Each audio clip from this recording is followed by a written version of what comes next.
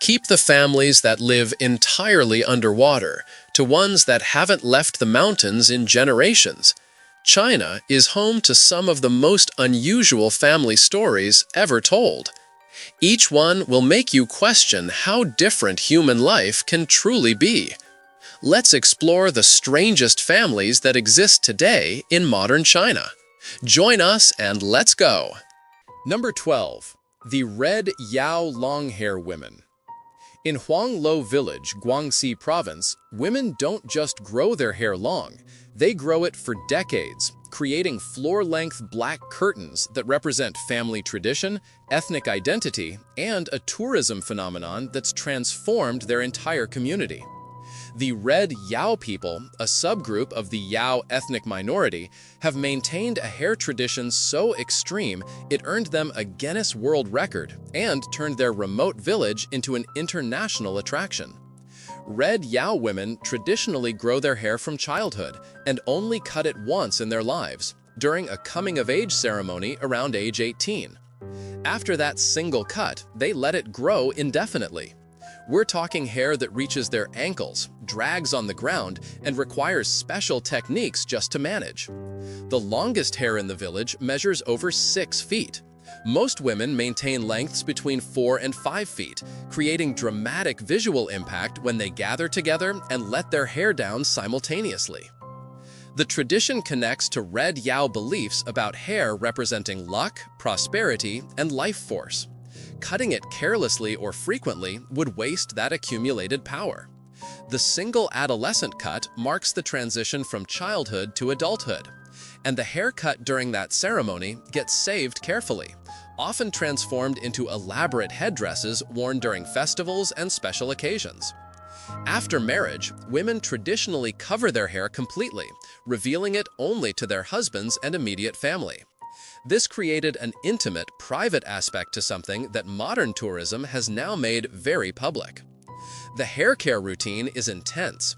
Red Yao women wash their hair with fermented rice water, a technique passed down through generations that supposedly promotes growth. Number 11. The Dong Singing Families. In the mountain villages of Guizhou, Guangxi, and Hunan provinces, Dong ethnic minority families maintain a musical tradition so central to their identity that children learn to sing before they learn to speak clearly. This isn't casual music appreciation. It's a complete cultural system where songs replace written history, where harmony represents social values, and where family identity is literally performed in multi-part vocals that UNESCO recognized as humanity's intangible cultural heritage. The Dong people have no traditional written language. Instead, they've preserved their history, laws, customs, and values through an elaborate oral tradition centered on communal singing. Dong families gather daily to practice grand songs, or galaux, complex polyphonic pieces featuring multiple vocal parts, intricate harmonies, and lyrics that tell stories spanning generations. These aren't simple folk tunes, they're sophisticated musical compositions that rival anything Western classical traditions have produced, except they've been passed down entirely orally without musical notation for over 2,500 years. Children in Dong families begin learning songs almost from birth. Mothers sing while working, grandparents teach verses during daily routines, and older siblings drill younger ones on harmonies and lyrics. By age 5 or 6, most Dong children can perform complex multi-part songs from memory, understanding their role in the harmony structure and the historical stories the lyrics contain. I have a question for you. First, I would like to say that it is possible to follow the greatest curiosities of our world every day. But to do so, you need to be subscribed to our channel. So, are you already subscribed? If not, take the opportunity to subscribe now. Also, take the opportunity to like the video so YouTube will recommend more videos from our channel. So leave your like right now. And now that you have done that, let's go! Number 10. The Tulu Circular Fortress Families. Scattered across Fujian province stand massive circular earthen structures that look like alien spaceships or medieval fortresses. These are Tulu buildings, and inside each one live entire communities of families, sometimes over 200 people, sharing space in one of China's most unusual and architecturally significant housing traditions. Built primarily by Hakka people between the 12th and 20th centuries, these structures were designed for defense, community, and collective survival during periods of warfare and social instability. A typical Tulu is enormous, 3 to 5 stories tall, up to 200 feet in diameter, with massive earthen walls up to 6 feet thick at the base. The outer wall has minimal openings, just one main gate for entry, making the structure nearly impenetrable to attackers. But inside, it's a complete self-contained village. Individual family apartments line the circular interior, facing inward toward a central courtyard. Ground floors traditionally housed kitchens and storage. Second floors held living spaces. Upper floors contained bedrooms and granaries. Each family had their own vertical apartment slice, but they shared the courtyard, wells, and communal facilities. The architectural genius becomes clear when you understand the construction. These buildings use rammed earth mixed with sand, clay, and sometimes sticky rice for binding. No steel reinforcements, no modern materials, yet many Tulu have stood for 600+ years, surviving earthquakes that destroyed conventional buildings nearby. The thick walls provide incredible insulation, keeping interiors cool in summer and warm in winter without any mechanical heating or cooling. The circular design creates natural airflow and allows sunlight to reach all apartments equally throughout the day. And the communal layout forced families to cooperate and maintain social harmony, because you literally couldn't escape your neighbors or avoid dealing with conflicts. Living in a Tulu means your family business becomes everyone's business. Number 9. The Mosuo Matriarchs. High in the mountains near Lugu Lake, straddling Yunnan and Sichuan provinces, lives a society that flips most gender norms completely upside down. The Mosuo people, often called the Kingdom of Women, have maintained a matrilineal system for centuries, where women lead households, control property, make major decisions, and men never become heads of families. But what really sets them apart is their practice of walking marriages, a relationship structure so unusual it challenges everything most cultures believe about family and partnership. In Mosuo society, women don't get married in any traditional sense. Instead, they may choose lovers freely, and these relationships remain flexible throughout life. When a woman is interested in a man, she may invite him to visit her at night. He comes to her home after dark, spends the night, and returns to his own mother's house the next morning.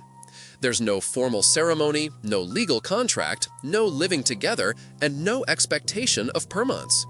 The relationship continues as long as both parties want it to, and either can end it whenever they choose, without social stigma or complicated divorce proceedings. Children born from these relationships are raised entirely by the woman's extended family. The biological father has little to no formal role in their upbringing. He doesn't financially support them, doesn't live with them, and isn't considered the head of the household in any capacity. Instead, the woman's brothers serve as the primary male role models for children, teaching them skills, providing guidance, and helping raise them within their mother's family structure. This means Mosuo men grow up in their mother's household, help raise their sister's children, and maintain walking relationships with women in other households, without ever becoming residential fathers or husbands. Number 8. The Cave Village Families. Most people live in houses or apartments, but some Chinese families have spent generations living inside massive limestone caves, creating entire villages carved into mountainsides. Zhongdong Village in Guizhou Province represents one of the last remaining cave-dwelling communities in modern China, where families have built homes, raised children, and sustained lives in what outsiders consider primitive conditions but residents call home. Located in Ziyun County, Jiangdong sits inside an enormous natural cave more than 5,600 feet above sea level. The cave itself is a geological wonder, wide enough to hold multiple buildings, tall enough that you can barely see the ceiling, and deep enough to protect residents from harsh weather conditions. For decades, approximately 100 people from about 18 households called this cave home, farming the surrounding land and raising livestock to sustain themselves. They weren't temporary refugees or adventure seekers. These families had lived in caves for generations, developing a complete lifestyle adapted to their unusual environment.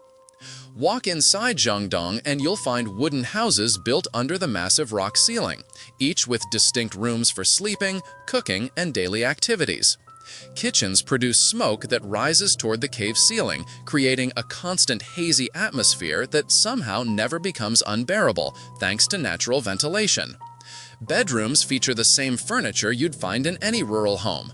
There's even a basketball hoop set up in the cave's central area, where children and teenagers play just like kids anywhere else in China, except their court has a stone ceiling hundreds of feet overhead instead of open sky. Number 7. The Ren Family Mega Photo. Think your family reunions are overwhelming?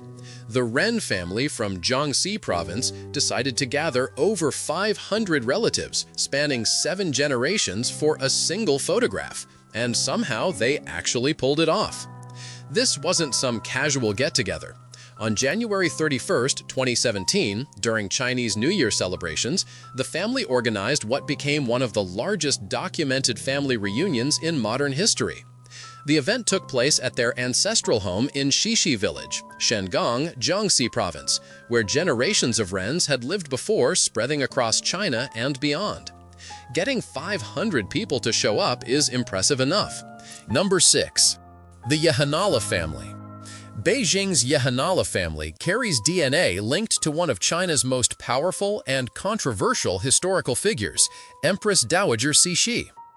As descendants of the Manchu clan that ruled China during the Qing dynasty, these families spent decades hiding their heritage.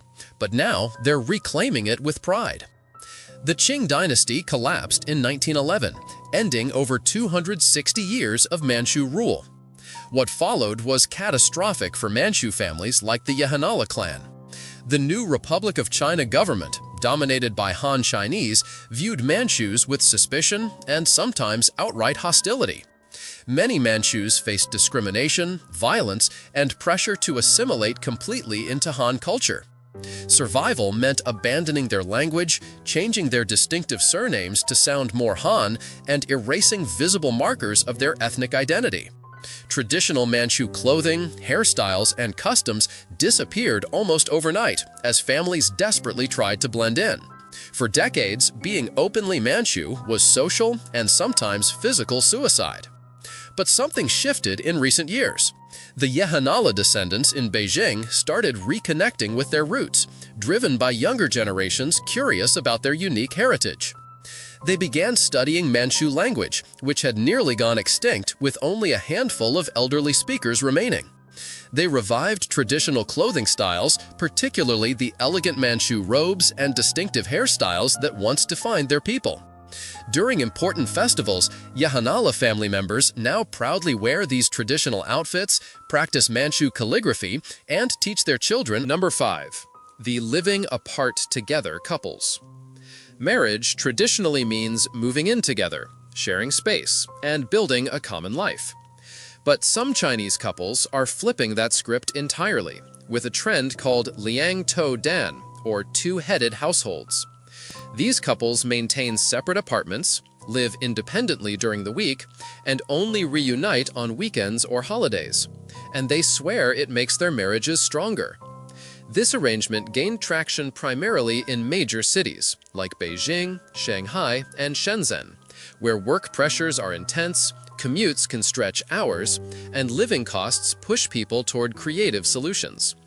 Young professional couples found themselves constantly fighting over minor issues: who left dishes in the sink, conflicting sleep schedules, different cleanliness standards, clashing social habits.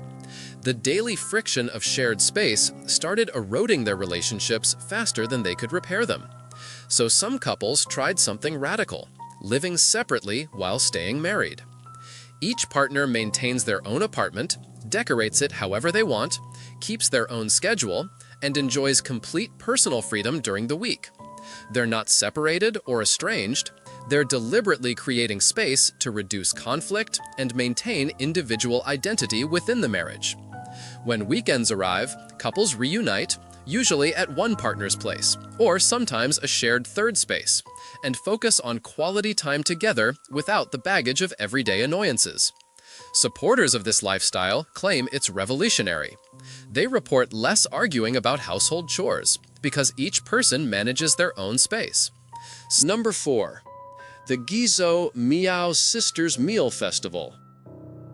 Once a year in Guizhou Province, Miao ethnic minority families celebrate one of China's most unusual matchmaking traditions. The Sisters Meal Festival transforms entire villages into elaborate dating events, where young women cook colored sticky rice, and the objects hidden inside reveal romantic intentions to potential suitors. Think of it as fortune cookies meets speed dating meets family matchmaking, all wrapped in ancient tradition and intense parental involvement. The festival occurs during the 3rd lunar month, when Miao girls spend days preparing colorful sticky rice dyed with natural plant extracts: purple from maple leaves, yellow from dense flowers, red from thorns, black from glutinous rice plant. They shape the rice into beautiful patterns and package it carefully. Young men visit different villages, participating in traditional activities like buffalo fighting, horse racing, and singing competitions, but everyone knows the real action happens during the rice exchange. Here's how the romantic code works. When a young man approaches a girl who interests him, she gives him a package of her specially prepared sticky rice. Later, when he opens it away from public view, he discovers objects hidden inside that reveal her feelings. 2 red chopsticks mean she returns his interest and wants to develop the relationship. A single chopstick signals she's not interested but respects him. Garlic or chili peppers deliver a harsh rejection, essentially saying, "Don't bother me again." Pine needles indicate she's already committed to someone else. Cotton means she needs more time to decide. And silk embroidery represents the ultimate acceptance, often indicating she wants him to approach her parents about marriage. Number 3. The Chen family compound. Living with your entire extended family sounds like chaos, right? But the Chen family in Shanxi province has been pulling it off since the 1980s. And they're not just surviving together, they're thriving. This isn't your typical nuclear family setup where everyone scatters after college. We're talking about 34 people across 4 generations sharing one massive compound, eating meals together every single day and actually enjoying it. The patriarch, Chen Ziqing, is 84 years old, and his wife, Gao Guilong, is 80. They started this whole tradition decades ago, when keeping families close wasn't just a lifestyle choice, but a deeply rooted cultural value. Their 3 sons formed the 2nd generation, and those sons produced 7 kids, who now represent the 3rd generation. Those 7 then had 7 children of their own, creating the 4th and youngest generation. Add in all the spouses, and you've got a small village living as one unit. Back in 2015, the family knew they needed more space. So Chen Quancheng, the eldest son, and his brothers pooled their resources and expanded the compound significantly. The renovation added over 8,000 square feet of living space and cost them nearly $150,000. But here's the kicker: they don't regret a single penny. At the heart of their home sits a kitchen that would make any restaurant jealous. There's an enormous pan in there, big enough to cook for almost 40 people in one go. During festivals like Chinese New Year or important family celebrations, everyone gathers around that kitchen, sharing stories, laughter, and mountains of food. Number 2. The Chiang family dynasty. Politics runs deep in some families, but few can match the Chiang family's influence over modern Chinese and Taiwanese history. This dynasty begins with Chiang Kai-shek, a name that still sparks heated debates nearly 50 years after his death. He led the Republic of China and the Chinese Nationalist Party during one of the most turbulent periods in Asian history. After losing the Chinese Civil War to the Communists, Chiang retreated to Taiwan in 1949, taking his government with him. He ruled the island with an iron fist until his death in 1975, transforming Taiwan into an anti-communist stronghold while maintaining he'd one day reclaim the mainland. His son, Chiang Ching-kuo, inherited the presidency and surprised everyone by becoming a reformer. He lifted martial law, allowed opposition parties, and laid the groundwork for Taiwan's transformation into a democracy. The younger Chiang understood that times were changing and adapted accordingly.